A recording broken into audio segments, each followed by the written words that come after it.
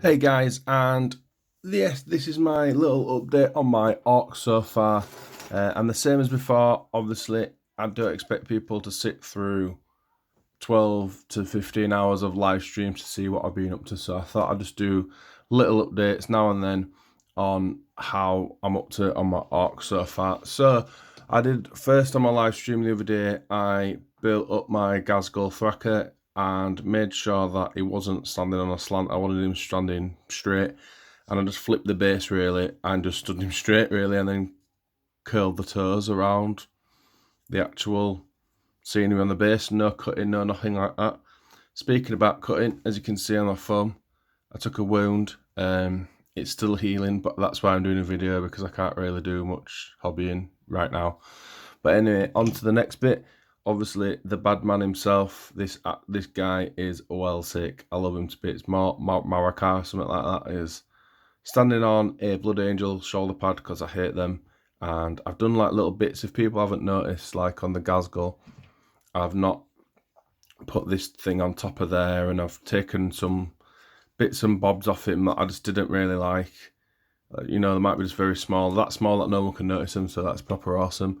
And then I built on the live stream the other day my my big mech. That's it, my big mech, and I give him a custom big bolter thing, a pincer. And then you had two options to have a custom force field or a teleport blaster, and I got told you had to buy two separate kits to make them, or you lost some of the mega knobs. So I decided just to put both on the same one, and then if I ever do play anything, I just obviously just tell them which one I've got. So that's how that guy is. We're a bit of a pain, but I managed to get there in the end, and I worked it out on the back. So there was a hole in there, and I had to use like loads of random bits to make sure that it fit properly, because for some reason the bit wasn't on the sprue and it didn't explain in the instructions. Now onto my pride and joy. What I absolutely loved from start to finish. None of these are glued. Some of them are glued and some of them are not, so I can paint them easier. But this is the Death Watch knob. I've just given him like his little gun on his back, and it's pretty. The only thing that's different on this is I give him a Death Watch shield really, and I use the groin strap thing and just press the plastic in, so it made it straight, and then put the actual skulls on it, so it made it look a little bit different and not just pure Death Watch. And obviously I made some chips and bullet holes and stuff. And then the second one, I posted some pictures of this before, but I've actually changed it again because I didn't like the face on it. So I made just some random parts that was on different sprues. I couldn't actually tell you which is which, but yeah, so all the other stuff other than the face is from the normal knob sprue, and then this is just some parts and bits and bobs that I just put him on.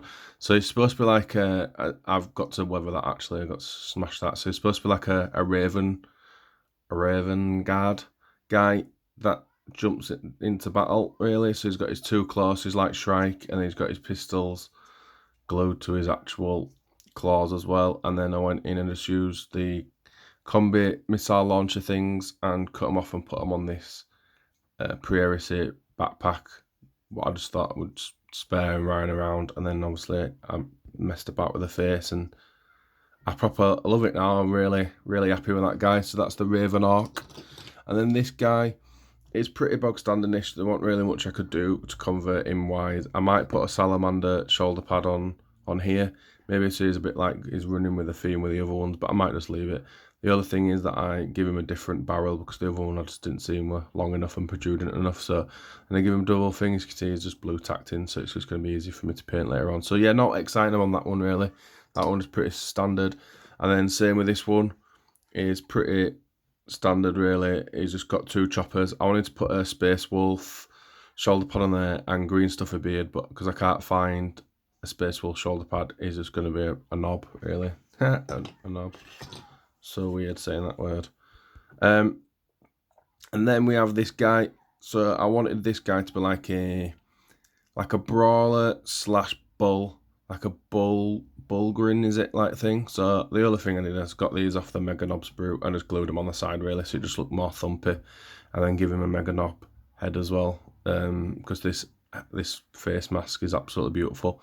So I put them on. Obviously I've only blue tacked this guy as well to make it easy for me to paint, so I can do it a lot easier. And then the mega knobs themselves, I'm still stuck at this phase. I don't really know what to do. I'm going both flamers. I like flamers and I like big choppy things, so I think when I do need to focus on my army list and stuff, obviously I'm probably going to be millions of points into everything, because obviously you've got all this stuff that I've added extras, like I've obviously give the guy power claws and combi flamers and stuff, but I'm not really fussed, to be honest. Like, I have no idea about the rules, so I've just built stuff because I like it. And I'm not really keen on these guys as such because they just look a bit clunky. Like, at least with these there's a lot more character and stuff, but I can understand why. And obviously on the bottoms as well, I've raised them all as well because the mega knobs looked tiny compared to the normal knobs, so I made them a little bit bigger. And obviously I didn't want them, I want them to stand out a little bit more. So I don't really know what to do with the mega knobs as such at the moment, and I don't know if to just, obviously I'll keep the big mech because is a HQ choice, but then the mega knobs, I'm not really fussed about them. And price wise as well, these are £38 for 3, and I've only got 2, so I need another box so I could have a unit of 3 of them. And these, I'm not really sure how much these. I think these are like 20 odd pound or something like that for a box of those, and you can do so much more with them. And I found this really hard to convert these. I don't really know what to do. I've like even thought about using a bit of plasticard and making them a little bit like wider, but I wasn't really sure what to do, and I just kind of give up, even though I thought it through quite a little bit. But yeah, onto the painting side of things. Obviously I've not painted much, but I've painted, will it focus? Come out, boys. There we go. So this will, I'm quite happy. So this would be a knob head for my orcs, and the reason why is I've not used moot green like I did on this guy up here. So this was going to be the paint scheme for my actual boys.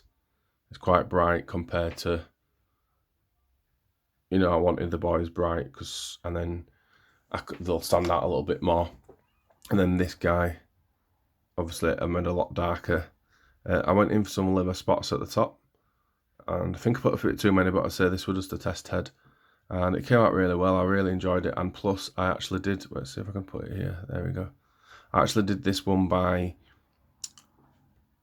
all by brush, no paintbrush at all, so that's really helpful for if I want to do a tutorial on orc skin now, so I'm quite happy with that. So yeah guys, that's it. I know it's been a bit wobbly and stuff like that, but this is, I'd say, just a vloggy update thing. It's not professional and stuff. I just wanted to keep you guys in the loop what I've been up to and stuff. So I'm looking forward to getting more done. If I do more like little bits and stuff like that, I'll probably knit the footage together and stuff. But if not, have a great day. Love you all. Peace out, and see you all soon. Bye.